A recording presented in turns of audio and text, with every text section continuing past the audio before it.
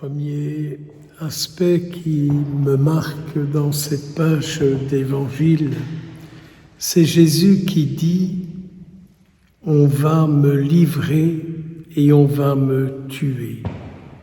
Et je me disais, pourquoi est-ce qu'ils vont tuer Jésus? Ou plutôt, pourquoi est-ce qu'ils n'en veulent pas? Posez un peu cette question par rapport à ceux que vous connaissez et qui ne veulent pas de Jésus. Vos enfants, vos petits-enfants, des gens de votre entourage qui ne veulent pas entendre parler de Jésus. Au lieu de chercher des coupables comme on a l'habitude de faire, il serait peut-être bien, quand l'occasion se présente, de leur dire « Pourquoi ne voulez-vous pas que Jésus vive pour vous ?» Et commencez pas à faire des explications que vous allez trouver partout. Ces explications qu'on trouve partout, c'est parce qu'on veut que l'autre croit comme moi je crois. Et peut-être que si vous écoutez les raisons pour lesquelles ils n'en veulent pas, vous découvrirez peut-être comment vous-même vous devriez vivre avec Jésus. C'est tellement facile de dire « Oui, mais vous savez, mon père, ils n'en veulent pas parce que dans le monde d'aujourd'hui, on leur propose tellement de choses que finalement, ils n'ont plus le temps et que ci et que ça. » Vous savez, j'en ai déjà tellement entendu. Non, écoutons les raisons pour lesquelles, comme dans l'Évangile, ils préfèrent que Jésus ne vive pas en eux. Ils préfèrent ne pas l'écouter. C'est peut-être que ce que l'on dit de Jésus, ça ne peut pas les rejoindre. Et peut-être qu'en écoutant, on découvrirait peut-être un peu nos travers. On découvrirait peut-être un peu nos travers. Donc je me dis, il ne tue pas Jésus parce qu'il fait du bien aux gens. Il ne tue pas Jésus parce qu'il a fait des miracles. Il tue en grande partie Jésus parce qu'il remet en cause les pouvoirs du temple, les pouvoirs des empereurs et les pouvoirs de tous ces gens-là. C'est pour ça qu'ils veulent tuer Jésus. Ils ne le tuent pas pour le bien qu'il fait. Ils le font tuer parce qu'il remet en cause ce qu'ils sont. Et ça, c'est un esprit encore très puissant aujourd'hui.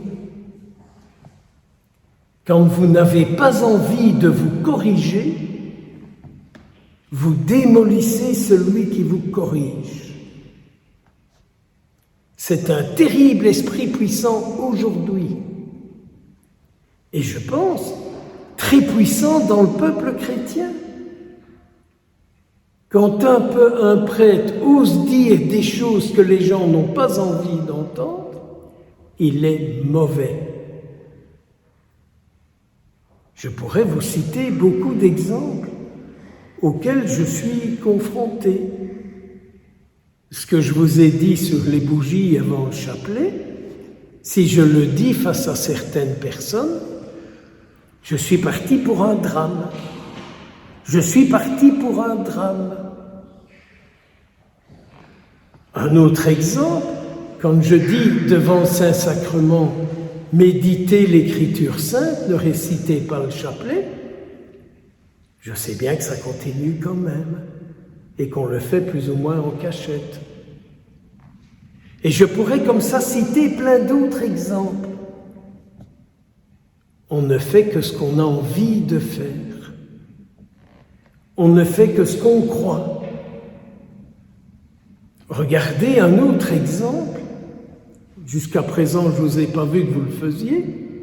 Quand on voit des gens qui jettent de l'eau bénite à terre, j'ai réagi l'une ou l'autre fois. Eh bien, je ne vous répéterai pas ce que ces personnes véhiculent sur moi, même si elles viennent communier sous la langue, quand je tombe dans leur paroisse où elles sont. Parce qu'elles ont décrété que c'était une manière de sauver les âmes du purgatoire. Et je pourrais comme ça citer des tas d'exemples que quand on dit quelque chose qui ne va pas dans les papiers de la personne, on est mauvais. Eh bien, c'est ça qui fait que Jésus est mis à mort. Parce qu'il a remis en cause des gens dont la pratique n'était pas juste. Il a remis en cause des gens dont la pratique n'était pas juste, qui abusaient des gens. Vous savez, aujourd'hui, on parle des manipulateurs pervers, mais la manipulation perverse est aussi ancienne que la création du monde. Ce n'est pas une découverte des années 2000. Il y a toujours eu des gens qui ont essayé par leur théorie de peser sur les autres. Jésus, ce qu'il propose toujours, c'est la vie de Dieu. Un autre point qui m'impressionne, c'est Pierre qui a menti au collecteur d'impôts. Il a dit oui, nous payons l'impôt au temple. Oui, nous le payons. Oui, nous le payons. C'est aussi une histoire qui est très vieille, entre profiter et participer. C'est une vieille histoire, payer et participer. C'est une vieille histoire. J'ai droit et j'oublie mes devoirs. Est-ce que Jésus l'a entendu? Je n'en sais rien. Mais Jésus était bien conscient du mensonge que Pierre avait sorti. Et Jésus, dans son attitude, veut sortir Saint-Pierre de son mensonge. Et lui dit d'une certaine manière, c'est vrai, d'une certaine manière, tu as raison. Mais quand même, ne soyons pas des scandales pour les autres. Vous savez, tous ces gens qui rouspètent et qui disent aujourd'hui « Moi, je suis taxé pour l'Église et je n'y vais pas. Moi, je suis taxé pour payer les curés de paroisse, je précise, parce qu'ici, on oublie souvent ça, on n'est pas dans une paroisse. Je suis taxé et je n'y vais pas. » Et il dit « Ce serait quand même mieux comme en Allemagne. » Là, vous devez déclarer le culte auquel vous appartenez et vous êtes taxé pour. En Belgique, c'est pas comme ça. Ou alors les gens vous disent, c'est quand même mieux en France. C'est les gens qui doivent entretenir leurs prêtres. Je me dis, si c'était comme ça en Belgique, il y en aurait une flopée qui disparaîtrait de prêtres. Mais ils oublient, je le rappelle souvent, que tous les prêtres ne sont pas à charge de l'État, uniquement ceux qui sont curés ou vicaires, pas les autres. Et que ne sont entretenus que les paroisses et pas les chapelles privées, comme celle dans laquelle vous vous trouvez. Mais ce qui m'impressionne, c'est l'attitude de Jésus qui veut délier Pierre de son mensonge et qui dit « Tu donneras une pièce pour toi et pour moi. » Et je me disais, et tous les autres, ils ont dû se débrouiller ou décider eux-mêmes comment ils allaient régler cette histoire. Parce qu'il y a tous les autres disciples qui ont entendu Jésus avec Saint-Pierre.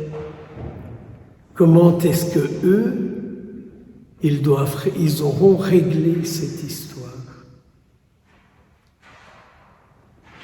que nous soyons guidés par l'Esprit du Seigneur. Que Saint Maximilien Kolbe, qui s'est laissé habiter par la force du Seigneur, qu'il intercède pour nous en cette veille de la belle fête de l'Assomption. Au nom du Père, du Fils et du Saint-Esprit.